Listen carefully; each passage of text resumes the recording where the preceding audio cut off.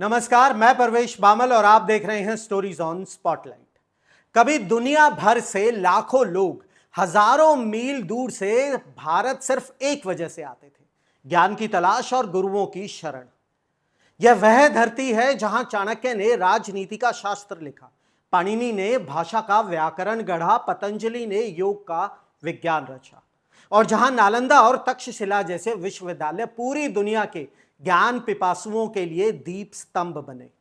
गौतम बुद्ध और महावीर जैसे शिक्षक केवल भारत नहीं, पूरी मानवता के लिए मार्गदर्शक बने। यह हमारी असली पहचान थी, ज्ञान की, गुरुओं की और शिक्षा की। हमारी परंपरा का सार कबीर ने इस दोहे में कहा था, गुरु गोविंद दोऊ खड़े काके लागू पाए, बलिहारी गुरु आपने गोविंद दियो बताए। जहां ईश्वर भी सामने खड़ा हो वहां पहले गुरु को प्रणाम। राजनीतिक नारे हर चुनाव में बदल जाते हैं और आज के दौर का नया नारा है 2047 तक भारत विश्व गुरु। सुनने में यह नारा अच्छा लगता है, तालियां भी खूब बजती हैं, मगर हकीकत यह है कि हमारे विश्वविद्यालय विश्व गुरु नहीं, वैकेंसी गुरु बन चुके हैं।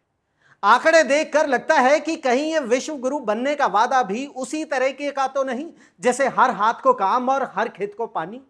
1 मार्च 2025 की पार्लियामेंट्री स्टैंडिंग कमेटी की रिपोर्ट बताती है, केंद्रीय विश्वविद्यालयों में 28% टीचिंग और 48% नॉन टीचिंग पद खाली हैं। कुल 18,940 सैंक्शन फैकल्टी में से 5,410 रिक्त हैं। यह सिर्फ आंकड़े नहीं हैं, यह भारत की रिसर्च कैपेबिलिटी, मेंटरशिप क्वालिटी और ग्लोबल एम्बिशन तीनों को कमजोर कर रहे हैं। और इतिहास की विडंबना देखिए, 1946 में डॉक्टर हरि सिंह गौर ने अपनी जेब से 2 करोड़ रुपए खर्च कर यूनिवर्सिटी ऑफ सागर बनाई थी, जिसे आज हम डॉक्टर हरि सिंह गौर यूनिवर्सिटी, सागर यूनिवर्सिटी मध्य प्रदेश जो स्थित है के नाम से जानते हैं। उन्होंने राज्य या किसी निजी मदद के बिना यह कदम उठाया था, लेकिन जुलाई 2025 तक यहां 88% प्रोफेसर पद खाली हैं।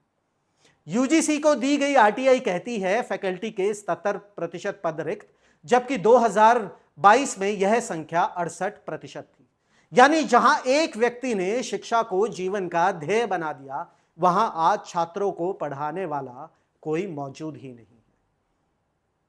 जवाहरलाल नेहरू ने इंडियन इंस्टीट्यूट ऑफ टेक्नोलॉजी को आधुनिक भारत के मंदिर कहा था, लेकिन आज इन मंदिरों में पुजारी कम पड़ रहे हैं।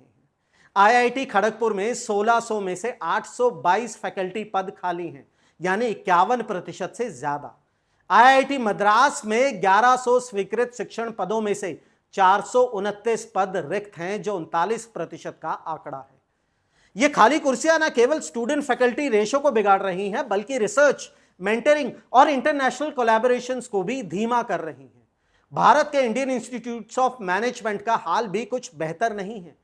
2023 में एक पार्लियामेंट्री कमेटी ने आईआईएम्स में सभी रिक्तियों को समयबद्ध तरीके से भरने की सिफारिश की थी, लेकिन जुलाई-अगस्त 2025 की आरटीआई रिपोर्ट्स बताती हैं कि आईआईएम संबलपुर में 31.8% फैकल्टी पद खाली हैं, आईआईएम सिरमौर में 34.6%, आईआईएम जम्मू में 50% और आईआईएम नागपुर में 48.3%। आईआईएम्स में लगभग हर तीसरा शिक्षण पद खाली है। यह एक ऐसा संकट है जहां प्रबंधक तैयार करने वाले संस्थानों में ही प्रबंधक नहीं है। और स्वास्थ्य सेवा के क्षेत्र में भी यही स्थिति है। दिसंबर 2023 में केंद्रीय स्वास्थ्य मंत्री मनसुख मंडाविया ने एम्स दिल्ली को भारतीय स्वास्थ्य सेवा का प्रकाश स्तंभ बताया था, लेकिन सिर्फ 8 महीने बाद एक संसदीय जवाब में सामने आया कि एम्स दिल्ली में 1232 स्वीकृत फैकल्टी पदों में से 416 यानी लगभग 33% पद खाली पड़े हैं। देश भर के एम्स परिसरों में से 1874 शिक्षण पद, कुल फैकल्टी का 33% और 15,609 सहायक पद यानी 28% रिक्त हैं। ये कमियां केवल एकेडमिक्स को ही नहीं, बल्कि पेशेंट केयर, हॉस्पिटल ऑपरेशंस और मेडिकल रिसर्च को भी प्रभावित करती हैं। NIMHANS बेंगलुरु में भी 30% प्रोफेसर और 16% असिस्टेंट प्रोफेसर पद खाली हैं। और अगर आप सोच रहे हैं कि संकट सिर्फ हायर एजुकेशन तक है, तो यह सोच गलत है।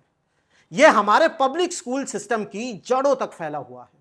23 जुलाई 2025 को शिक्षा राज्य मंत्री जयंत चौधरी ने राज्यसभा को बताया कि केंद्रीय विद्यालय में 7,765 शिक्षण पद खाली हैं और जबकि जवाहर नवोदय विद्यालयों में 4,323 शिक्षकों की कमी है। और ये वो संस्थान हैं जिन्हें विशेष रूप से वंचित, ग्रामीण या हाशिए पर रहने वाले बच्चों की सेवा के लिए डिजाइन किया गया था। मध्य प्रदेश, कर्नाटक, ओडिशा और पश्चिम बंगाल जैसे बड़े राज्यों में यह कमी विशेष रूप से गंभीर है और इन सब के पीछे कई कारण हैं, लेकिन पहला और सबसे बड़ा कारण है नौकरशाही और लंबी भर्ती प्रक्रिया।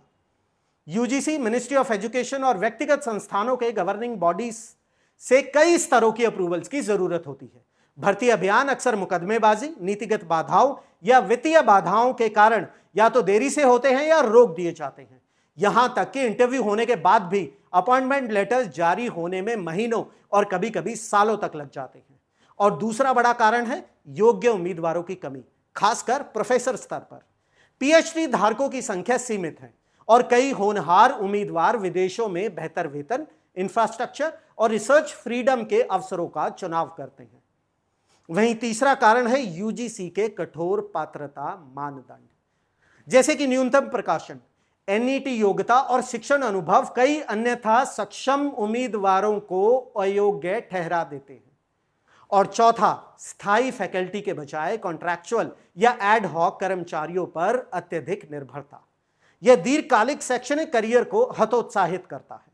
यह एक तरीके का गिग वर्क मॉडल है जो उच्च शिक्षा को गंभीर रूप से नुकसान पहुंचा रहा है। एड हॉक पदों पर काम करने वालों को कम वेतन मिलता है, उनकी नौकरी असुरक्षित होती है और उन्हें कोई सोशल सिक्योरिटी बेनिफिट्स नहीं मिलते, जिससे उनकी प्रतिबद्धता प्रभावित होती है।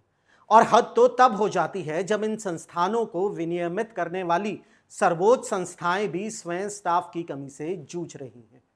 आरटीआई के जवाब बताते हैं कि all India council for technical education में केवल 37% पद भरे हैं और यूनिवर्सिटी ग्रांट्स कमीशन यानी यूजीसी में 67% पद खाली हैं।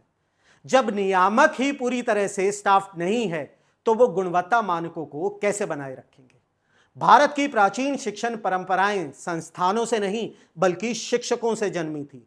चाणक्य पेड़ों के नीचे पढ़ाते थे, बुद्ध ने बिना किसी क्लासरूम के धर्म का ज्ञान दिया।